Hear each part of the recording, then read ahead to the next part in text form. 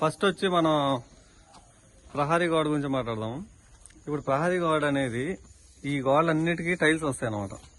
Tiles వస్తాయి కాబట్టి ఈ ప్రహరీ గోడ వెనకాల ఇక్కడ ప్లాస్టింగ్ చేయాలి. ఎందుకంటే ఇంకా ప్లాస్టింగ్ చేయకపోతే నువ్వు టైల్స్ వేసినాక నిరగొడుతుంది మామూలు గోడ, అది మళ్ళీ మనకి వేస్ట్ అవుతుంది. Okay, so through out. ఇప్పుడు అదే విధంగా ఈ గోడకి ఈ మూల ఉంది కదా, ఇప్పుడు ఈ మూల కనపడుతుందా,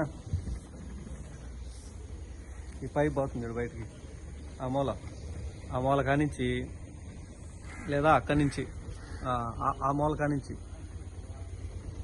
ఆ మూల కానించి కంప్లీట్గా టైల్స్ వచ్చేయాలి. కంప్లీట్గా నేను చూపిస్తున్నా కదా, కంప్లీట్గా టైల్స్ వచ్చేయాలి.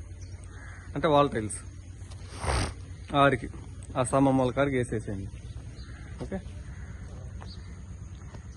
ఓకే, సో గోడ పరిస్థితి అయిపోయింది. నెక్స్ట్ ఇప్పుడు ఈ లోపల పరిస్థితి ఏంటంటే,